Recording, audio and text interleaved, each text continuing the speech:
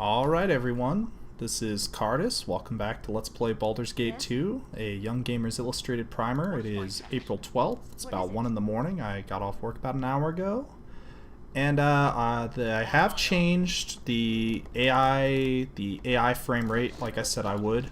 It makes the game a little bit more smoother. We'll be running around a little bit faster, so that's nice. But let's go massacre some more goblins, guys. Massacring goblins is just too much fun. I was thinking, after doing this whole thing, that I kind of completely skipped over saving throws, so I should probably cover that really quickly. In addition to having armor class modifiers like this and other stuff, you have saving throws. Different attacks that the enemies will use on you will require you to use these. Most of them are pretty self-explanatory. If somebody tries to poison you, you have a saving throw of 10. You need to roll a 10 or higher to not be poisoned. Same with paralyze and death. Those are all integrated into a single thing. The same is true of rod, staff, and wand. That's the resistance. I think it always casted at level 10 is how you can calculate that. And then petrify and polymorph, breath weapons are only applicable to dragons as far as I know. It might apply to some other things, but meh. And then spells, this is probably the one that matters the most because, you know, all kinds of high-level spellcasters are going to be throwing stuff at you, and you don't want that. So I skimmed over that. I also skimmed over... Does anybody have our Kensai will have some magic resistance, I hope. Oh, still no. Inquisitor? Nah. Alright, well, we don't have any magic resistance yet, viewers, but that's okay. And, oh, you can see here some, interesting stuff, but we're not going to worry about that too much. For now, I think we're going to send our blade in here to come talk to a dude in a jar. That's right, viewers. There's a dude in a jar over here, and he's casting a shadow, even though I think he's supposed to be a floating skull. You can see his arm right there and his legs right there, so that's a bit different. But what happened to you, dude? Who's the master? Your friend. Let's see, who are you? How to escape. What release do you seek? Yes, calm down. Alright, I'll take these cells out of you, which will kill you, but hey. Now we can use that to come talk to these guys down here, but we're not gonna bother with that. That's not really worth our time. Between this episode and the next episode, I'm probably going to enable the developer console to take advantage of a special function, but I'll cover that more specifically once I've done it. But to enable the developer console, go to your baldur.ini and add, oh goodness, now I don't remember. Hold on a second, viewers. Okay, I'm back. I went ahead and did that off-screen, viewers. I figured if I'm going to have to look it up, I may as well get it done anyways. To enable that, just go to the top of your baldur.ini where it says Program Options and add a line that says Debug Mode equals 1. And that'll allow you to open this little console down here. You hit Control Space to enable it, and we're going to do CULA console enable cheat keys with some brackets at the end there. And we're going to use exactly one function of that, and that is a function that will teleport you around. Now, I'm not going to use this in any environment where I'm reasonably expecting combat. So, like for here, I wouldn't teleport up to here where I think there are some more goblins. But it will save us a lot of time in this Let's Play, because there's a lot of just pointless walking. So that's something. We can't talk to the sewage golem because he appears to be busy. Well, That's something. I'm not sure about that. I'll try moving back over here and resting. This is a bug that happens pretty frequently, is something will get stuck trying to do something else, and it won't let you interact, and I guess I'm gonna miss out on some experience here. Normally you can hand this guy the activation stone and get a bit of experience to send him running off unlocking the doors. And he can do that even though we stole his key. So I don't know how that works, but well, I'm not going to stress over it too much. Let's continue on. Oh, and there was one other thing I wanted to do. If you come to customize and script, just set most of the party to standard attack. I'm going to leave the Bard and the Kensai off of standard attack for now because they're kind of weak at this stage. You really need to micromanage them to make them effective in battle, and it's totally unnecessary, so I'm not even going to bother with that. So and here I go doing exactly what I said I wouldn't. Well, that's fine. But if you look in the bottom right here, you can see Party AI. If you hit A and it's highlighted around here, then that means it's on, and they'll kind of do their own thing. That's what the scripts control. If you hit A again, it goes off and they will do nothing. They will literally stand around and do nothing. That's actually a good thing a lot of the time, because in really difficult fights, you don't want these guys making decisions for themselves, because the AI is, I guess it's alright for its time, but it's still pretty terrible, and it'll get you killed over and over again. This room, this is a library. There are some scrolls here that, maybe it's worth looking at. If not, I can always edit that out. I'm not even gonna worry about that. Yeah, minor drain, why not? Scrolls are basically gonna become free experience for us viewers. I'll explain that pretty shortly, or probably right at the beginning of Act 3 is when I usually like to do that. It's gonna be a bit of a timing thing, but hopefully I can keep it interesting. That's gonna be probably a pretty dull episode, I'm not gonna lie. I'll probably cover a lot of the spells in that episode because we're gonna be dealing with them. Basically, once I go to dual class this guy and this guy, they're gonna be really weak, and I'm going to use the fact that learning a spell scroll gives you, like, for example, this is a level 3 spell. If we write it, we copied it to our spell book, but if you look down here, it says we gain 3,000 experience. The whole party gains that experience, not just the person scribing it. And so you can use that to gain some easy levels. Specifically, it'll let us get this guy and this guy back up to a level where they're still able to use their original class's ability.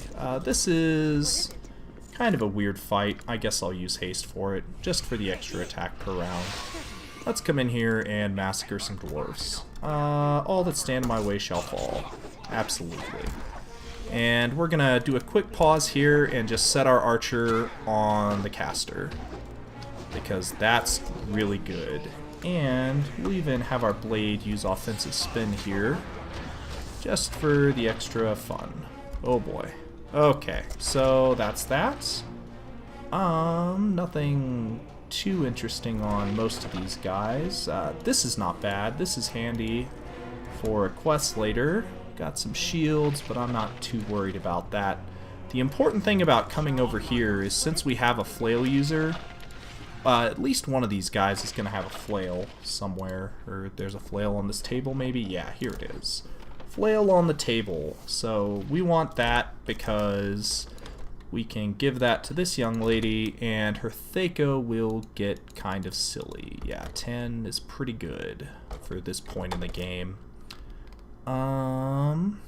Yeah. So that's that. Anything else? Oh, we did pick up the Mail of the Dead. Let's see if our Bard has high enough lore to identify it. She does not. We use a spell. It's just low armor class. We'll go ahead and deposit that on him, I suppose. Doesn't really matter, to be honest, but just for the sake of consistency, and then I guess he can use this for now. Put some potions on the hotbar. This is always good to do. And can Kensai's use shields? No. So I'm gonna start moving the spells towards her, since she's the one that's gonna be using them mostly. And studded leather, oh, she has regular leather, so that'll help marginally, although if she's ever in battle, then we're in trouble, but let's not worry about this. Right here, we're gonna hit a trap. There's nothing we can do about it, so just pick somebody with high HP. This guy has nearly 100. And I guess I'll just walk right through it. Oh, there it goes. Alright. If you've got a thief, you can disarm it, get free XP, but we don't. So, oh well. And wow, that was a heck of a trap hit. That was like 30 damage. Aha! Here, the AI script will attack the cambion even though it's invincible. But if you come over here, hit this button a couple of times, then this guy will become hittable, and he will get massacred by our awesome party. He has a +1 bastard sword, pretty useless, but it's good for the money, so we're definitely going to use it for that. And really, okay. I'm gonna go like that. We won't need friends until we're well out of this dungeon for sure. And identify that with a spell. It says it fully healed us, but she is not fully healed. I don't know what to say about this, guys. Let's see what happens when we give her this. Bam? Oh, I guess I don't have any healing spells. Right. Yeah, that's awkward. So we're never going to come over here again, but this door has, I believe it says it has like a silhouette of a statue or something at the bottom. No? Nah. Oh well. We need an air elemental statue to open that door, and we're going to go, well, we're going to beeline for it basically. Oh, I forgot to go into these chests, but there really isn't too much. Oh, a random defeat. Why not? Yeah, nothing important. So that's whatever it is.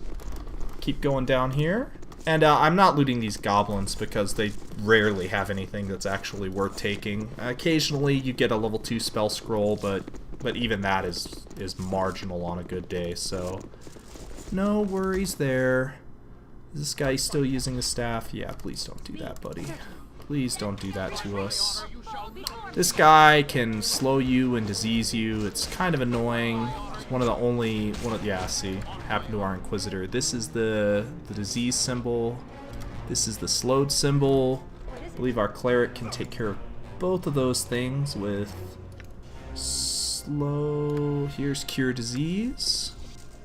And to get rid of slow, you either wait or you rest, although it doesn't seem to be affecting him, so that's cool. What is it? That's pretty cool. We're going to use knock over here. Again, some of this stuff's going to be trapped, but it's not a big deal, to be honest.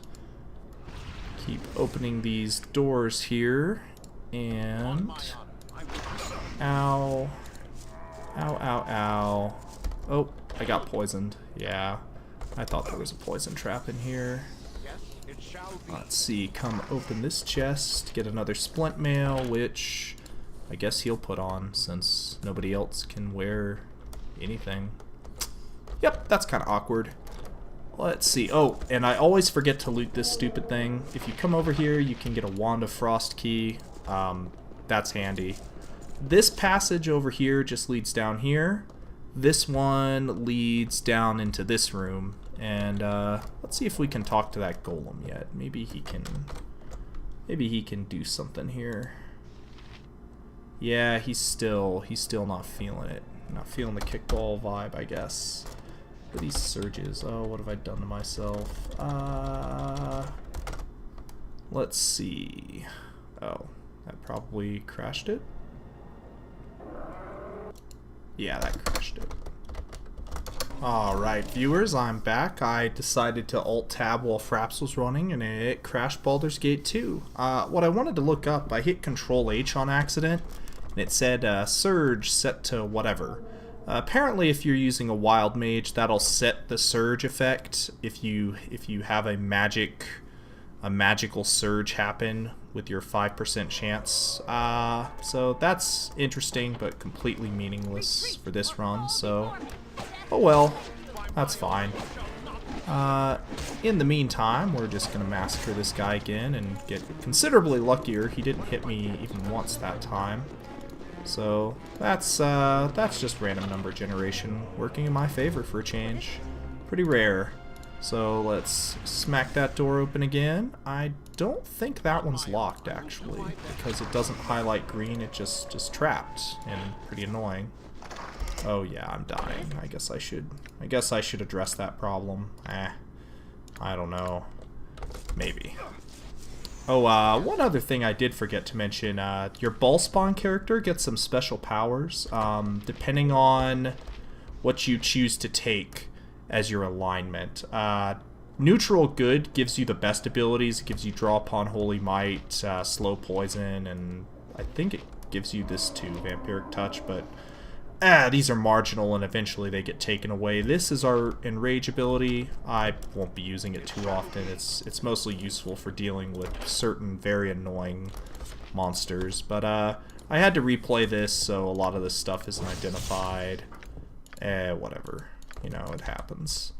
Happens a lot, in fact, with Baldur's Gate 2. And one other reason I needed to enable the developer console is that, unfortunately, a certain I'll say, pirate scoundrel is going to make my life very difficult. He always seems to in every run I ever do of this game. I don't know why, but he's super buggy. But we'll get to him later. We're not ready to play with him just yet. Oils of Speed, kind of handy. Jail cell key. Oh, I guess I could go free Viconia and Minsk and Jahira, but nah, not gonna worry about that. Longsword, nah. All right.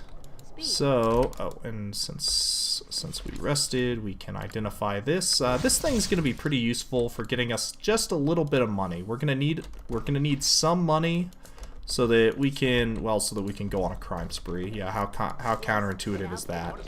But that's what we're gonna use it for, and that'll be coming up in the next part. So if you like it, leave a thumbs up, and this is Cartus signing out.